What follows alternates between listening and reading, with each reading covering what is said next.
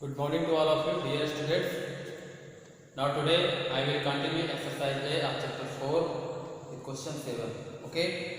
हमने last video we had discussed till the question 6 number of the exercise A. Okay. So start the question number 7. Which is greater? Question 7 बताना है which is greater. यानी two rational numbers हैं, उसमें हमको ये clear करना है कौन सी ग्रेटर है, सिर्फ ग्रेटर बताना है. ठीक है. तो राइट द क्वेश्चन. -5.13 और 7/5. देखिए इन दोनों में आपको क्लियर करना है विच इज ग्रेटर. तो अब देखिए कंपेयर करने का जो तरीका है वही इसमें भी है. अगर आपने कंपेयरिंग कर लिया तो आपको पता चल जाएगा विच इज ग्रेटर. तो कंपेयर में पहले मैंने आपको बताया था कि नेगेटिव और पॉजिटिव चेक करना है. अगर दोनों में से कोई एक पॉजिटिव है तो वो ग्रेटर हो जाएगा. ठीक है. फिर आपको ज़्यादा मेथड यूज करने की जरूरत नहीं है, अदरवाइज फिर आप क्रॉस प्रोडक्ट कर सकते हैं. तो आप यहाँ देख सकते हैं कि this is -5/13 rational number and this is 7/5. ये नेगेटिव है और ये पॉजिटिव है. ठीक है ना. This is negative and this is positive. तो अब आपको क्लियर हो गया पॉजिटिव क्या होता है, ग्रेटर होता है. तो लिख सकते हैं कि -5/13 इज लेस देन 7/5 और 7/5 इज ग्रेटर. ये लिखना है इज ग्रेटर देन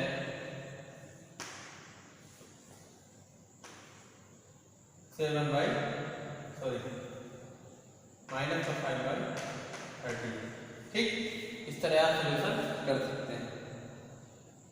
जैसे बी नंबर है 14/21 और -9/-7. अब देखिए यहाँ पर चेक करना है. तो यहाँ पर देखिए ये भी पॉजिटिव है और ये भी पॉजिटिव, क्योंकि इसके दोनों साइन सेम है. जब रेशनल नंबर्स के न्यूमरेटर डिनोमिनेटर के साइन सेम होते हैं तो पॉजिटिव होती है. ये भी पॉजिटिव ये भी पॉजिटिव. अब यहाँ पर आप क्या कर सकते हैं, यहाँ पता नहीं कर सकते कि कौन सी बड़ी है कौन सी छोटी है, लेकिन एक और तरीका है. आप इनको देखिए इम्प्रॉपर और प्रॉपर फ्रैक्शन तो नहीं है. आइए आपको पता है कि जो इम्प्रॉपर फ्रैक्शन होती है, इम्प्रॉपर वो क्या होती है, प्रॉपर से ग्रेटर होती है. क्या होती है, प्रॉपर से ग्रेटर होती है. तो यहाँ भी आप क्लियर कर सकते हैं. अदरवाइज आपको पता है कि क्रॉस प्रोडक्ट करके आप आंसर फाइंड कर सकते हैं. ये साइन दोनों कैंसिल हो जाएंगे तो यहाँ क्या हो जाएगा 14/21 और 9/7. अब देखिए अगर आपको पता है तो आप देख सकते हैं 14/21 एक प्रॉपर फ्रैक्शन है, 9/7 एक इम्प्रॉपर फ्रैक्शन है. कैसी है, इम्प्रॉपर है, क्योंकि इसका न्यूमरेटर छोटा है, डिनोमिनेटर बड़ा है. यहाँ न्यूमरेटर बड़ा है, डिनोमिनेटर छोटा है. तो न्यूमरेटर अगर बड़ा होता है तो इम्प्रॉपर फ्रैक्शन होती है, न्यूमरेटर अगर छोटा है तो प्रॉपर फ्रैक्शन. इसका मतलब क्या कह सकते हैं कि 9/7 इज ग्रेटर देन 14/21. बस इस तरह आंसर राइट कर सकते हैं. ठीक है. चलिए अब अगले क्वेश्चन में आते हैं. इसके जो बाकी ऑप्शन है वो आपको अपने आप से करने हैं, लेकिन अगर नहीं आते हैं तो आप हमें मैसेज कर सकते हैं. उसका सोल्यूशन हम आपको नेक्स्ट वीडियो में नेक्स्ट डे सेंड करेंगे. ठीक. चलिए question number 8. Question number 8 is say that arrange the following rational numbers in ascending order. और क्वेश्चन 9 है arrange the following rational numbers in descending order. ठीक है ना. क्वेश्चन 8 और 9, 8 में असेंडिंग ऑर्डर में करना है और 9 में डिसेंडिंग ऑर्डर में करना है. देखिए दोनों का तरीका एक है, बस साइन का यूज करना है. असेंडिंग ऑर्डर का मतलब होता है स्मॉलर टू लार्जर, डिसेंडिंग का मतलब होता है लार्जर टू स्मॉलर. तो यहाँ पर मैं आपको एक क्वेश्चन में दोनों मेथड समझा दूंगा और उससे आप दोनों क्वेश्चन को कर लेंगे. ठीक है ना. चलिए 8 का फर्स्ट 6/8 11/4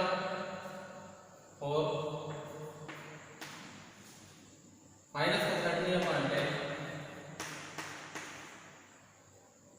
एंड 9/2. अब देखिए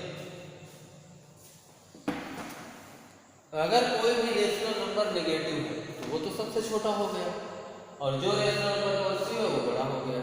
तो अब अगर यहाँ बात आती है कंपेयरिंग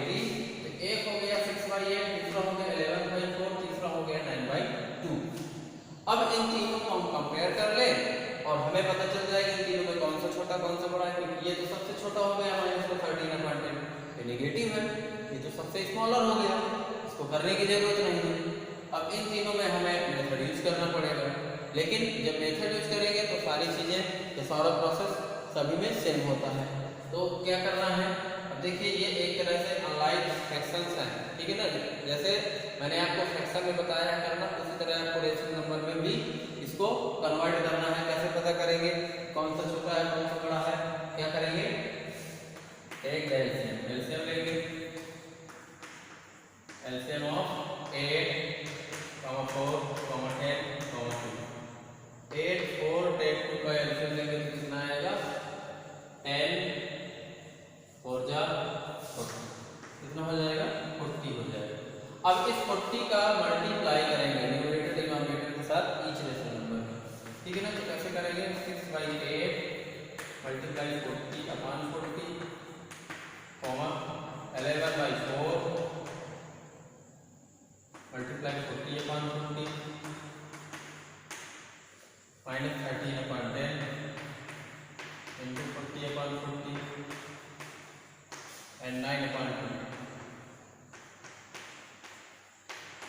अब आप चाहें तो इसको सेम रख सकते हैं -13/10, चाहे तो 40/40 का मल्टीप्लाई करें, क्योंकि इसमें कोई भी चेंज नहीं आएगा, ये सबसे स्मॉलर है और स्मॉलर ही रहना है, ठीक है ना। अब क्रॉस कैंसिलेशन करिए तो 8 से 40 को कैंसिल किया तो 5 आया, 4 से 40 कैंसिल किया 10 आया, 10 से 40 कैंसिल किया 4 आया एंड 2 से कैंसिल किया 40 को तो 20 आया, ठीक है ना। ऐसे क्रॉस कैंसिलेशन कर लेंगे, उसके बाद प्रोडक्ट कर देंगे 30, 6/30/40 कॉमा यहाँ पर क्या होगा 11 10 का 110/40, यहाँ पर माइनस का 130/40 और यहाँ पर 180/40। अब देखिए डिनोमिनेटर क्या है, सभी के डिनोमिनेटर सेम है। जब डिनोमिनेटर सेम होते हैं तो न्यूमरेटर कंपेयर किए जाते हैं, और न्यूमरेटर जिसका बड़ा होगा दैट फ्रैक्शन या that rational number is larger and numerator is smaller, तो that rational number is smaller. यहाँ देखिए सबसे छोटा, देखिए ये तो सबसे छोटा हो गया, बट अब इन तीनों में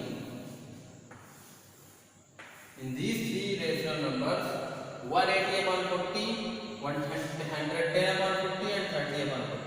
तो देखिए 180 सबसे बड़ा है न्यूमरेटर में, फिर 110 बड़ा है, फिर 30, यानी 30 सबसे छोटा है, फिर 110 है, फिर 180। यानी यहाँ ऐसे लिख सकते हैं कि 180 is greater than 110 is greater than 30 is greater than -130, ठीक है ना। ऐसे ले सकते हैं 180 क्या है सबसे बड़ा है, फिर 110 बड़ा है, फिर 30 बड़ा है, फिर -130 सबसे स्मॉलर है। तो इसी के अकॉर्डिंग हमारी रेशनल नंबर्स हो जाएंगे। ये तो आपका हो गया, हमने क्लियर किया कि ये सबसे बड़ा है। अब इसके बाद हमें लगाना है असेंडिंग ऑर्डर में, तो लिखेंगे अरे इन असेंडिंग ऑर्डर, अरे इन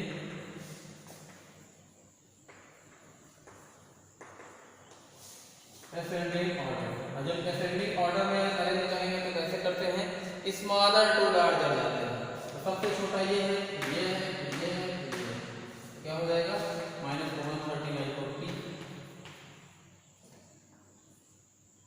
30/40, 110/40 एंड 180/40। अब क्या करेंगे, इनकी जो एक्चुअल फ्रैक्शंस है उनको राइट करेंगे। तो -130/40 कौन सी फ्रैक्शन थी, -13/10। फिर 30/40 कौन सी है, पहली वाली फ्रैक्शन 6/8 है। इसके बाद 110/40, 110/40 कौन सी फ्रैक्शन है, सेकंड वाली 11/4, और लास्ट में कौन सा बचा 9/2। ठीक, ये हो गया डिसेंडिंग ऑर्डर। अब बात करते हैं कि डिसेंडिंग ऑर्डर में अरेंज करना है, तो अरेंज डिसेंडिंग ऑर्डर लिख देंगे और इसके साइन अपोजिट कर देंगे, नंबर्स को अपोजिट में सबसे पहले ये हो जाएगा, ये हो जाएगा, ये हो जाएगा, फिर ये हो जाएगा, ठीक है ना।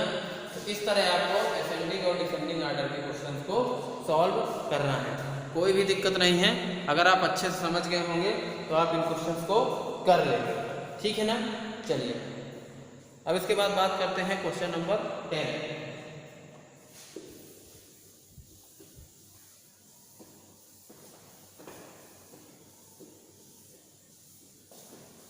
क्वेश्चन 10 में क्या है, क्वेश्चन 10 में इक्विवेलेंट राइट करने हैं, ठीक है। चलिए फिल इन द ब्लैंक्स है, फिल इन द ब्लैंक्स मतलब एक तरह से इक्विवेलेंट है। तो क्वेश्चन 8 आपका जैसे था वैसे ही 9 है, बस असेंडिंग और डिसेंडिंग ऑर्डर। क्वेश्चन 9 के जैसे ही 8 के जैसे ही 9 करना है। Question 10 -9/14 is equal to 27 upon, ये फिल इन द ब्लैंक्स। देखिए कैसे करना है, बहुत आसान। अब आपको देखना है कि कितने टाइम, 3 टाइम, तभी 27 होगा। 3 टाइम 9 3 या 27 होता है। लेकिन ये माइनस का था, ये भी माइनस होना चाहिए, इसका मतलब माइनस नहीं है, इसका मतलब -3 से मल्टीप्लाई किया हो गया होगा। तो -3 से मल्टीप्लाई करेंगे तब ये प्लस का 27 हो जाएगा। 9 3 या 27 माइनस प्लस, इसका मतलब 14 में कितने का मल्टीप्लाई किया जाए, माइनस का 3, तो करेंगे तो आंसर हो जाएगा -42। इसको आप कर लेंगे, कोई दिक्कत नहीं है। एक और कर देते हैं, -8/16 is equal to bracket upon 4। अब देखिए यहाँ पर -8 है, यहाँ इसके सामने ब्लैंक है, ये 16 है 4 है, 16 हो गया है 4। 16 4 कब हुआ होगा, जब 16 में 4 से डिवीजन किया गया होगा, डिवाइड बाई 4, तो 4 4 जो 16, इसका मतलब इसमें भी 4 डिवाइड बाई 4 कर दिया जाए तो आंसर आ जाएगा 2 और साइन लग जाएगा माइनस, तो आंसर आ जाएगा माइनस का 2/4। ठीक, तो इस तरह आपके क्वेश्चन 10 कंप्लीट हो गए हैं। अब 11 12 13 14 ये 4 क्वेश्चंस बचे हुए हैं, इनको हम नेक्स्ट वीडियो में नेक्स्ट डे करेंगे, जो भी इसकी प्रॉब्लम होगी। बट आप 10 क्वेश्चन तक नोटबुक कंप्लीट कर लीजिएगा, अगर कोई प्रॉब्लम है तो बता दीजिएगा। दूसरी चीज़, 16 तक आपके प्रोजेक्ट वर्क जमा हो रहे हैं, सबमिट हो रहे हैं, तो प्रोजेक्ट वर्क सबमिट कर दीजिए, चेक करा लीजिए। अदरवाइज इसके बाद आपको मार्किंग नहीं मिलेगा, 30 मार्क्स का आपका प्रोजेक्ट वर्क है, आपको पता है, इसलिए लेट मत करिए। सभी लोग 16 तक जमा कर दीजिए, सबमिट कर दीजिए। Okay, bye bye.